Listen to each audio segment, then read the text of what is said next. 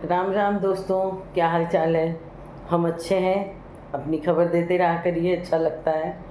आज हम बात करते हैं उन रास्तों की जिस पर चल के हम तरक्की पा सकते हैं और सुकून पा सकते हैं, एक अच्छा जीवन जी सकते हैं। और ये रास्ते आप खुद भी अपनाइए और अपने बच्चों को भी अपनाने के लिए कहना चाहिए, क्योंकि इससे हम तरक्की भी पाते हैं और अपने आसपास का माहौल भी अच्छा रखते हैं और सुकून भी मिलता है। तो इसमें सबसे पहला पॉइंट तो ये है कि अपने माता पिता की सम्मान करिए, क्योंकि माता पिता जो होते हैं ना, वही हमको इस दुनिया में लाए हैं और आज हम जिस काबिल हैं वो उनकी बदौलत है। अपना दिमाग, अपना भाग्य सब चलता है, लेकिन परवरिश जो है वो उन्हीं की है, उन्हीं की दी हुई है। तो अपने माता पिता जब बुज़ुर्ग हो जाएं तो उनको नेगलेक्ट बिल्कुल मत करें और सम्मान करें। उनसे बातचीत करना न छोड़ें, उनसे सीखना न छोड़ें। भले आपको लगे कि ये बातें आज के ज़माने की नहीं हैं, लेकिन आप उनको सुनिए, क्योंकि इससे उनको सुकून मिलेगा, खुशी मिलेगी और आपको दुआएं और आशीर्वाद मिलेगा। और आशीर्वाद जो होता है वो बहुत कुछ दे के जाता है। ये हमारा तो आज तक का अनुभव है कि हमारे जो बड़े हैं और जो नहीं हैं, उनके साथ किया हुआ कभी बेकार नहीं जाता है और ईश्वर से ज़्यादा उनका आशीर्वाद मिलता है, क्योंकि ईश्वर भी उनको आशीर्वाद देते हैं जो अपने माता पिता को पहले रखते हैं, पहले मानते हैं। और ऐसा नहीं है कि विचार नहीं मिलते हैं माता पिता से। समय के हिसाब से बहुत फ़र्क आता है, उम्र के हिसाब से उनकी सोच में बहुत अंतर आ जाता है। कभी कभी वो रिजिड हो जाते हैं, कभी कभी वो ज़िद पर आ जाते हैं, उनकी बातें एकदम बचकानी लगती हैं। लेकिन आप उनकी बात को सुनिए। ज़रूरी नहीं कि आप हर समय उनकी बात मानिए, लेकिन उनको नज़रअंदाज न करें। उनको ऐसे जवाब न दें जिससे उनको लगे कि आज वो यूज़लेस हो गए, आज उनका कोई महत्व नहीं, कोई उपयोगी रह ही नहीं गए वो, क्योंकि फिर वो अपना जीवन उनको निरर्थक लगने लगता है। तो उनको सुनिए और उनको ऐसा महसूस हो कि आप अपने तर्क से बताइए उनको कि आपकी बात तो एकदम सही है, लेकिन इस जगह पर ये ज़्यादा बेहतर है और हम आपकी बात को भी मान के चलते हैं और जो बेहतर होता है वो हम करते हैं और उस रास्ते पर चलिए। लेकिन उनका सम्मान ज़रूर करें। कभी भी उनको ये ना महसूस हो कि आप उनको नेगलेक्ट कर रहे हैं, क्योंकि जो आज हम कर रहे हैं वो हमारे बच्चे देख रहे हैं और वही कल हमको रिटर्न में मिलता है। तो तरक्की के लिए सबसे बड़ा ये है कि हम ऐसा व्यवहार करें कि हमें अपने माता पिता का आशीर्वाद हमेशा मिलता रहे, और उनके साथ भी और उनके बाद भी। और दूसरी बात ये हो जाती है कि हम अपने बच्चों की परवरिश में कोई कमी न छोड़ें। कमी से मेरा मतलब होता है कि देखिए, आपके पास रुपया पैसा जो है वो हमें किसी और के पास ज़्यादा, हमारे पास कम हो सकता है, लेकिन अपनी सामर्थ्य भर हम उनकी तरक्की की जितनी बेस हो सकता है वो पूरा तैयार करें।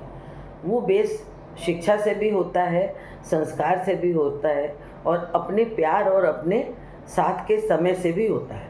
क्योंकि बच्चे हमारे, जो समय हम उनके साथ बिताते हैं उससे उनको अपने अंदर बहुत मजबूती महसूस होती है।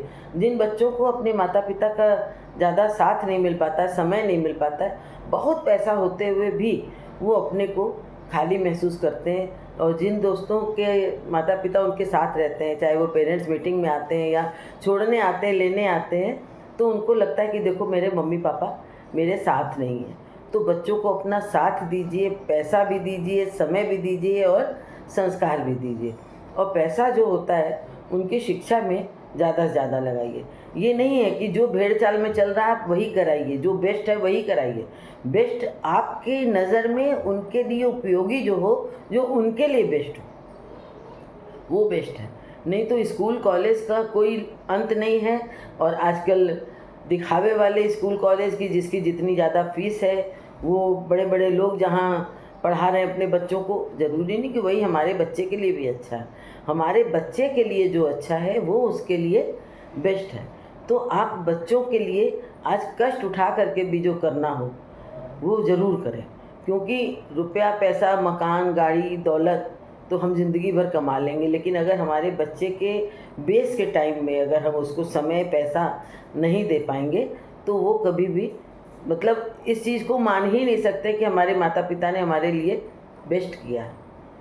आप जो करिए उनको उसकी वैल्यू समझाइए कि बेटा जो ये पैसे हम तुम्हारे लिए खर्च कर रहे हैं, हम 10 मेन जो हमारे खर्चे हैं उसमें से कटौती करके तुम्हारे भविष्य के लिए लगा रहे हैं, तो तुम इसका महत्व समझो और अपना पूरा समय, पूरा श्रम और पूरी बुद्धि, पूरी क्षमता लगा करके तुम उसका उपयोग करो, क्योंकि जो आज तुम 20 साल लगा दोगे अपने कल के लिए, वो तुमको ज़िंदगी भर साथ देगा। तो पहला तो हो गया, माता पिता का आशीर्वाद प्राप्त करिए और उनसे दुआएं लीजिए, और दूसरा हो गया, बच्चों का भविष्य तैयार करिए, प्यार, व्यवहार, संस्कार और पैसा खर्च करके, और समय भी उनको दीजिए।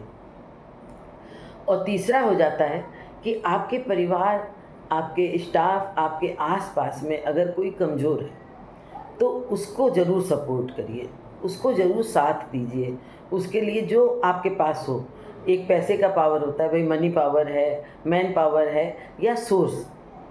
अगर आपका नेटवर्क इतना बड़ा है कि आप अपने सोर्स से भी किसी का काम करा सकते हैं, ये भी बहुत बड़ा सपोर्ट होता है कि किसी का काम नहीं निकल रहा है, आप उसका काम निकाल दीजिए। आपके बचपन के दोस्त हैं, आपके परिवार के जो कमज़ोर लोग हैं, या आपके पुराने स्टाफ जो आज आपके परिवार की तरह ही हो गए, जिन्होंने आपके हर वक्त पे साथ दिया है, अगर उनके पास पैसा नहीं है तो उनके बच्चों की शादी, ब्याह, पढ़ाई, उस पर भी आप जिम्मेदारी महसूस करें, कुछ उनको सपोर्ट ज़रूर करें, क्योंकि वो भी दुआएं आपको बहुत कुछ दे के जाती है। वो कहते हैं ना, ईश्वर उन्हीं का घड़ा भरता है जो दूसरों को दे दे के अपना खाली करता है। ये दे दे के मतलब ये नहीं कि जितना है बस हमने लुटा दिया। आपके पास जो है उसका 10%, 15% जो आप कर सकते हैं दूसरों के लिए, वो ज़रूर करिए, और वो दुआओं के रूप में वापस आता है, और आपका निरंतर ईश्वर भरते रहते हैं। जो आपके परिवार के लोग हैं, जो फाइनेंशियली कमज़ोर हैं, उनको भी आप समय समय पर ज़रूर उनके साथ खड़े रहें। उनको ये ना महसूस हो कि आप दान दे रहे हैं, आप एहसान कर रहे हैं, क्योंकि वो तो किया हुआ बेकार हो जाता है। जैसे पहले कहते हैं ना, दाहिने हाथ से दान दो तो बाएं हाथ को पता न चले, क्योंकि आपने किया और एहसास जता दिया, एहसान जता दिया, वो तो एकदम बेकार हो गया कि सामने वाला तो वहीं अपनी नज़र में ही गिर गया और उसका आत्मसम्मान ख़त्म हो गया।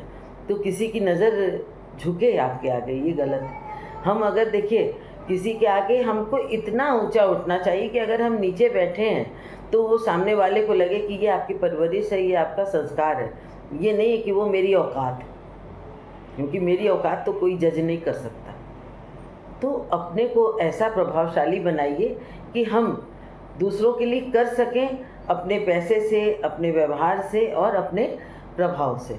और ये जो तीनों चीज़ें जब मिल जाती हैं, ये तीनों चीज़ें मिल के आपको इतना देती हैं कि आपकी तरक्की के रास्ते खुलते चले जाते हैं, खुलते चले जाते हैं, क्योंकि आप किसी के लिए करते हैं, और अगर वो किसी मुकाम पर पहुंचता है तो वो भी आपके लिए दिल से करता है। तो हमेशा वो रास्ते अपनाइए जो कि आपको तरक्की की तरफ बढ़ा के ले जाए।